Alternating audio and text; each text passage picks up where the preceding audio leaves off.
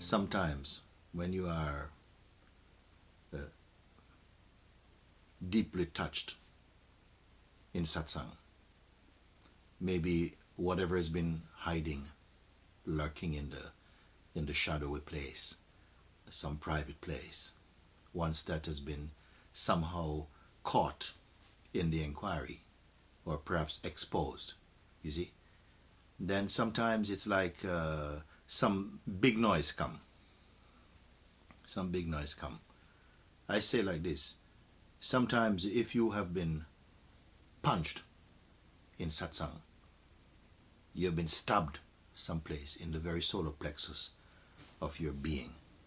You have been mugged, you're shot, you're attacked, you come under attack, meaning your ego sense. And now there's a big tsunami of feelings are coming. Okay? Then what to do? Many people, they are trying to rescue themselves. The mind comes, is trying to understand, to analyze, what went wrong, what's happening to me, what should I do now? And I said, shut up. Just keep quiet. Surrender to it. It's so important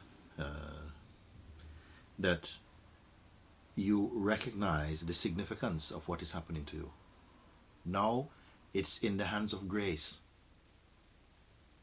Something that has been held in secret, because ordinarily in our minds we are trying to protect, the ego is trying to protect itself, to perpetuate its existence, of course. And to that extent we are feeling, you are a victim. You're enslaved by these tendencies. And they are effectively, what I'm saying, holding the beingness hostage. Because you, the beingness, forgot your original freedom. And you're clinging to these identities. And these identities are making you feel very insecure. So now in satsang, when truth comes, the light of truth is exposing all of this mess. And everything is coming up. It's as though the beingness now is vomiting up, burping up all this stuff. And it's not a pretty feeling. It's not beautiful. It's not sweet. And sometimes the mind comes in all kinds of resistance, all kind of rebelliousness. Like, whoa, this is not supposed to happen, You're falling apart, what's going to happen to you? But this you must not identify with it. You, the consciousness, must be very clear. And it's very difficult in these very strong pulsations to keep your calm. You see, who is keeping calm? Meaning to not identify with what is arising, simply surrender it. And actually change the outlook from self-pity to self-surrender. Surrender to it. If it feels like your whole being is on fire, you're going to be blown up, you're torn open, be torn open. Be willing to go through this. Because this is when I say to step into the fire of self-discovery, and that this fire will not burn you, it will burn what you're not. And that which is screaming and yelling in this fire is not what you are. It is just what you have imagined yourself to be, and it's on fire, see. So please surrender. You are strong enough, you're old enough, ripe enough, if you want to say, to face this inner burning. Don't try and escape, don't try and salvage anything. The one who is on fire is not you. It's only one's self-image. And that self-image is really what is somehow eclipsing your intuitive recognition that you are the freedom itself. So I'm very happy to have this opportunity to again, remind everyone, don't panic and don't identify. It's very difficult in those moments to not identify, because that is exactly the reflex that happens in those moments, is that strong identification arises there. I feel this because also arrives fear, because when I feel that I'm starting to surrender, I feel, and then comes the thought, but then, and then comes fear. This is where you have to include. I'm going to lose everything. You have to include in the surrendering the surrenderer itself. You see? Because it's as though if you don't surrender the surrenderer, then the surrenderer is trying to make a deal. He's saying, but if I surrender everything, then what's going to happen to me? So this one who is bargaining, who is talking about surrender, is also the ego. You see, it's not the true.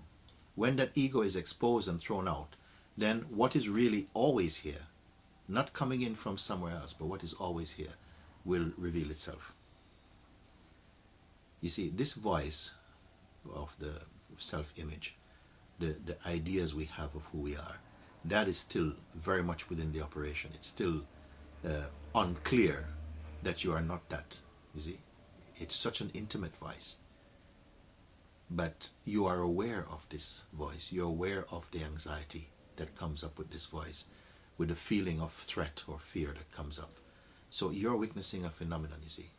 You have to hold on to that witness who is beyond the personality. It is like pure intelligence, pure perceiving.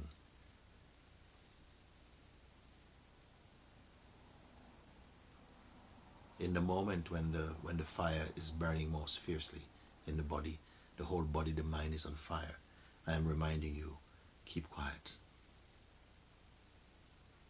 Your surrendering is being accepted. You're surrendering. You are still surrendering. It's being accepted. It's in the process now of burning all that is untrue. Don't try and salvage anything. Nothing is worth salvaging of what is screaming or burning. Just be open to it. Grace is taking charge of all of this. Don't try and crawl out of the fire, so to speak. Be in this fire. It's a great moment. Change your attitude from feeling sorry for yourself to being very grateful that you're picked up by life in such a powerful, ferocious way. Now you're in the tiger's mouth. They say that once you're in the tiger's mouth, you cannot escape. Anything that's in the tiger's mouth cannot escape. You are lucky to be in the tiger's mouth. Because if you're in the chihuahua's mouth, you're going to have a lot of trouble. You see? If you're in the dog's mouth, you're going to have a lot of trouble. But if you're in the lion's mouth, if you're in the tiger's mouth, then it's soon over.